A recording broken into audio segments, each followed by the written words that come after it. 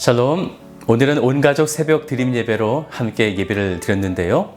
오늘 말씀으로 온가족이 하나님 앞에 더욱 굳건히 서 있게 되시기를 주님의 이름으로 축복드립니다. 오늘 말씀은 사무엘하 15장 말씀 되겠습니다. 제 15장.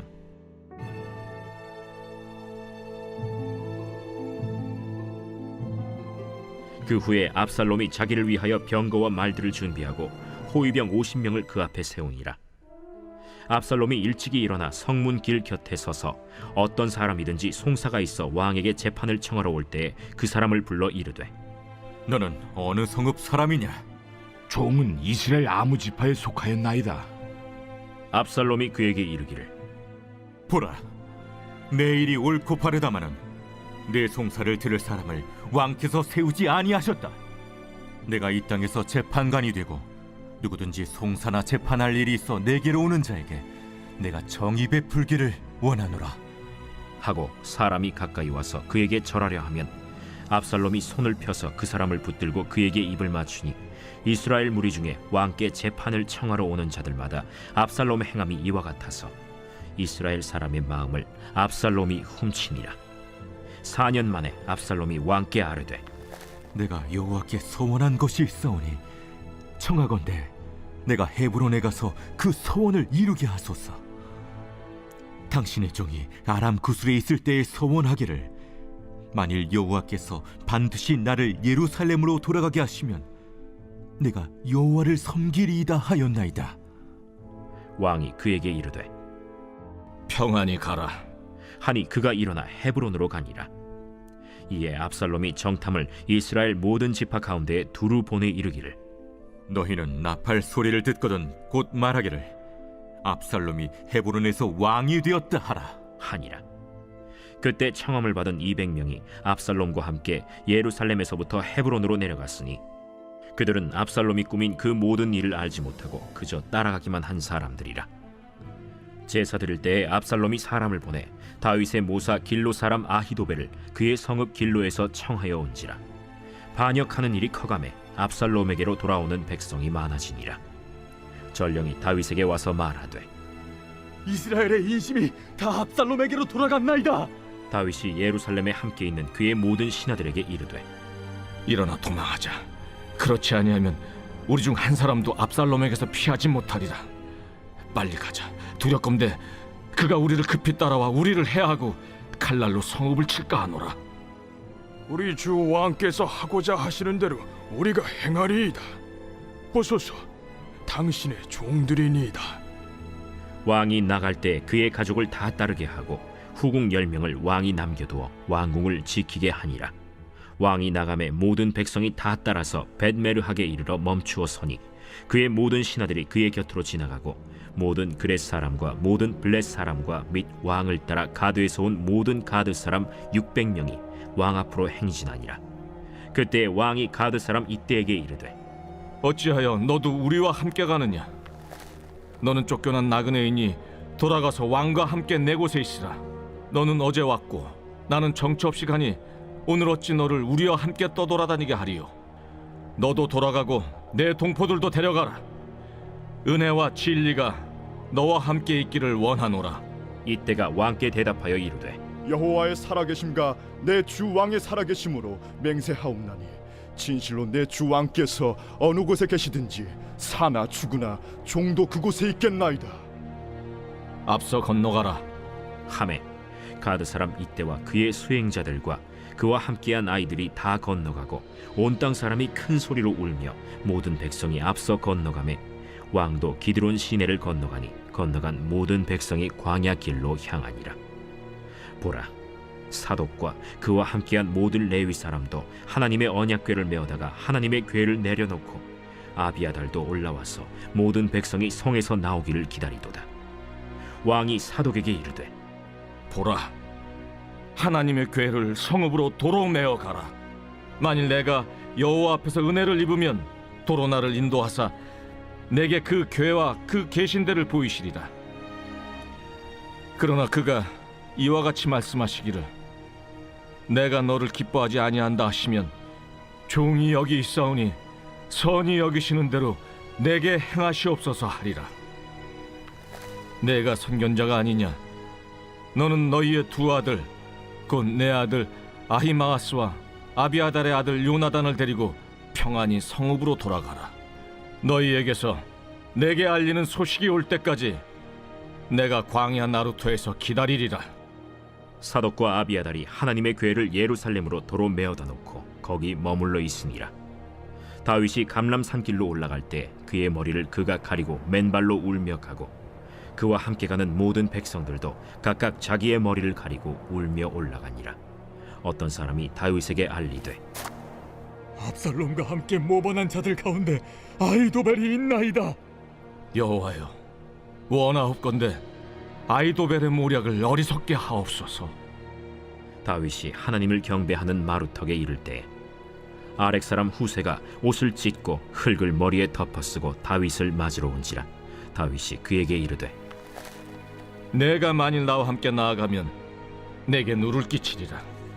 그러나 내가 만일 성읍으로 돌아가서 압살롬에게 말하기를 왕이여, 내가 왕의 종이니이다. 전에는 내가 왕의 아버지의 종이었더니 이제는 내가 왕의 종이니이다 하면 내가 나를 위하여 아히도벨의 모략을 패하게 하리라. 사독과 아비아달 두 제사장이 너와 함께 거기 있지 아니하냐? 내가 왕의 궁중에서 무엇을 듣든지 사독과 아비아달 두 제사장에게 알리라. 그들의 두 아들 곧 사독의 아히마아스와 아비아달의 요나단이 그들과 함께 거기 있나니 너희가 듣는 모든 것을 그들 편에 내게 소식을 알릴지니라 하는지라. 다윗의 친구 후세가 곧 성읍으로 들어가고 압살롬도 예루살렘으로 들어갔더라.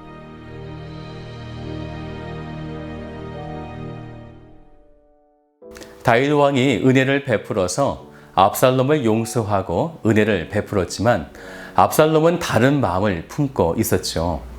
그는 아버지가 일전에 자신의 누이였던 다말이 이복 형제였던 암논이 성적으로 유린당할 때에 특별한 조치를 취하지 않은 것에 이제 자기 스스로 암논을 죽였고 이제 그 분노의 칼날을 거두지 않고 아버지인 다윗에게 향하게 되어집니다. 성경에서 그를 기록할 때 그렇게 아름답고 수려한 외모를 가졌다고 하였지만 한 번 살인을 범하게 되자 그는 자기 자신을 컨트롤할 수 없게 된 것입니다. 그는 이제 아버지 다윗을 죽이기 위해 오랜 시간을 준비하게 되어지는데요. 먼저는 민심이 자기 편에 서도록 하는 것이었어요. 그래서 왕에게 재판을 받고자 찾아오는 사람들의 마음을 그가 찾아가서 공감해 주는 거죠. 그리고 자기 편에 서도록 만드는 것이었습니다. 3절을 같이 볼까요? 압살롬이 그에게 이르기를 보라, 내일이 옳고 바르다마는 내 송사를 들을 사람을 왕께서 세우지 아니하셨다 하고 그래서 자기가 재판관이 되면 자기는 정의를 온전히 베풀 것이다. 즉 자기가 왕이 되면 요즘 정치인들이 흔히 하는 말처럼 나는 공정과 상식이 있고 정의가 있는 나라를 만들겠다 그런 말들로 사람들을 현혹시키고 있는 것이었어요. 이때 압살롬이 이용했던 방법이 있었는데 그것은 그들을 아주 깊게 공감했다라는 거예요. 5절을 보세요. 사람이 가까이 와서 그에게 절하려 하면 압살롬이 손을 펴서 그 사람을 붙들고 그에게 입을 맞추니. 이런 사랑까지 베풀게 되다 보니까 사람들의 마음이 점점 압살롬에게 흘러가게 되어진 것입니다. 그래서 6절을 보세요. 이스라엘 무리 중에 왕께 재판을 청하러 오는 자들마다 압살롬의 행함이 이와 같아서 이스라엘 사람의 마음을 압살롬이 훔치니라. 영어 성경을 보니까요, steal이라는 단어를 사용해요. 상대방의 것을 빼앗았다라는 거죠. 이렇게 압살롬이 다윗을 죽이려고 하는 1차적인 준비가 어느 정도 되었을 때에 7절을 보면요, 4년 만에 라고 하죠. 오랜 시간 동안 민심을 자기의 것으로 이렇게 만들었습니다. 그런 이후에 그는 아버지 다윗에게 여호와께서 서원한 것이 있기 때문에 자기가 헤브론으로 가겠다, 그렇게 허락을 구하게 되어지죠. 그리고 그곳에 도착한 압살롬은 이스라엘의 모든 지파에게 정탐을 두루 보내서 나팔 소리를 듣게 될 때에 이렇게 말하라 라고 시킨 거예요. 민심은 이제 완전히 바꾸겠다라는 거죠. 10절을 보세요. 너희는 나팔 소리를 듣거든 곧 말하기를 압살롬이 헤브론에서 왕이 되었다 하라 하니라. 점점 압살롬에게로 사람들이 모여들었고 뒤늦게 다윗은 이 사태를 알게 된 거죠. 13절을 보세요. 전령이 다윗에게 와서 말하되 이스라엘의 인심이 다 압살롬에게로 돌아갔나이다 한지라. 그런데요, 이때 다윗의 모습을 보세요. 예전에 그가 늘 사울에게 공경을 당할 때 그는 늘 습관적으로 하나님의 일하심을 바라보지 않고 도망가던 습성이 있었는데 그 습관이 또 도진 거예요. 그래서 14절을 보세요. 다윗이 예루살렘에 함께 있는 그의 모든 신하들에게 이르되 일어나 도망하자. 네. 그렇지 아니하면 우리 중 한 사람도 압살롬에게서 피하지 못하리라. 빨리 가자. 두렵건대 그가 우리를 급히 따라와 우리를 해하고 칼날로 성읍을 칠까 하노라. 아주 다급하게 또 도망가고 있는 거죠. 그때 그들의 모습 23절을 볼까요? 온 사람이 큰 소리로 울며 모든 백성이 앞서 건너가매 왕도 기드론 시내를 건너가니 건너간 모든 백성이 광야 길로 향하니라. 일전에 사울에게 쫓겨 광야에 살았던 인생이 또다시 반복되고 있는 것입니다. 이것은 우연히 일어난 사건이 아니죠. 다윗이 밧세바를 자기의 아내로 맞이하기 전에 그의 남편을 살해하면서 시작된 비극입니다. 하나님께서 이러한 상황이 일어날 것이다 라고 미리 말씀해 주셨는데요. 사무엘하 12장 14절의 말씀을 보면 이런 말씀이 있어요. 밧세바의 사건 이후에 이 일로 말미암아 여호와의 원수가 크게 비방거리를 얻게 하였으니 이 일로 여호와의 원수가 크게 비방거리를 얻었다. 다윗을 공격할 다양한 옵션을 이제 사탄이 가지게 되었다는 거죠. 그래서 그 이후에 다윗의 인생을 보세요. 계속적인 비극이 끝없이 펼쳐지고 있습니다. 그런데 이때 다윗은 이전과 분명히 다른 점이 그에게 나타났어요. 그가 예루살렘을 떠나게 될 때 사독과 다른 레위 사람들을 데려다가 하나님의 궤를 어깨에 메고 광야로 같이 가려다가 그 순간 정신을 온전히 차리게 된 거죠. 자신의 범죄로 인해서 하나님의 언약궤가 다른 곳으로 옮겨져서는 안 된다라고 하는 이 사실을 깨닫게 된 것입니다. 예전에 이스라엘 백성들이 자기의 승리를 위해서 그 전쟁터에 하나님의 그 언약궤를 가져다 놓은 것과는 완전히 다른 행보죠. 자신을 위해서가 아니라 하나님을 위해서 그는 하나님의 언약궤를 옮기지 않습니다. 그래서 예루살렘에 그대로 두게 되는 거죠. 예루살렘 시온산성은 하나님의 통치가 구현된 곳이죠. 그리고 그곳에 하나님의 언약궤가 있다는 사실은 이 나라가 하나님이 다스리시는 나라다라는 것입니다. 그래서 다윗은 비록 자기는 사랑하는 아들에게 쫓기어 광야로 도망가야 하는 상황이지만 그럼에도 하나님의 통치와 다스리심은 변함없다는 것을 인정하고 있었던 것입니다. 25절을 보세요. 왕이 사도에게 이르되 보라 하나님의 궤를 성읍으로 도로 메어 가라.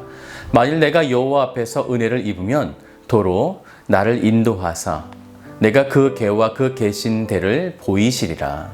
그리고 또 이렇게 고백하죠. 26절이에요. 그러나 그가 이와 같이 말씀하시기를 내가 너를 기뻐하지 아니한다 하시면 종이 여기 있사오니 선히 여기시는 대로 내게 행하시옵소서 하리라. 하나님의 절대적인 통치를 인정하고 있는 것이죠. 자신 때문에 하나님을 이용하고 싶지 않았던 것입니다. 광야로 도망가야 하는 상황이지만 그럼에도 그는 하나님의 자신을 통치하고 다스려 주시기를 기대했던 것입니다. 물론 지금은 상황이 어떻습니까? 30절을 보세요. 다윗이 감람산 길로 올라갈 때에 그의 머리를 그가 가리고 맨발로 울며 가고 그와 함께 가는 모든 백성들도 각각 자기의 머리를 가리고 울며 올라가니라. 그 절망의 순간이지만 하나님의 통치와 다스리심을 기대했던 다윗은 뱀같이 지혜롭고 비둘기같이 순결한 마음으로 이 상황을 대처해 나가기 시작합니다. 다윗에게는 아히도벨이라고 하는 뛰어난 모사, 즉 지략가가 있었습니다. 근데 그가 다윗을 배신하고 압살롬 그 편에 서게 되어져서 이 다윗의 마음에는 사실 굉장한 불안감이 있었습니다. 그런데 다윗에게 아히도벨과 같은 또 다른 모사인 후세가 있었어요.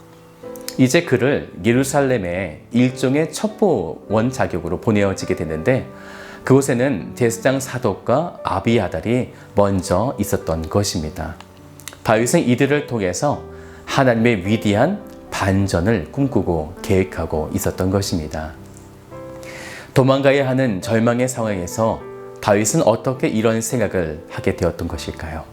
우리가 주목하여야 할 말씀이 31절 뒷부분에 나오는데요. 다윗이 이르되 여호와여 원하옵건대 아히도벨의 모락을 어리석게 하옵소서 하니라.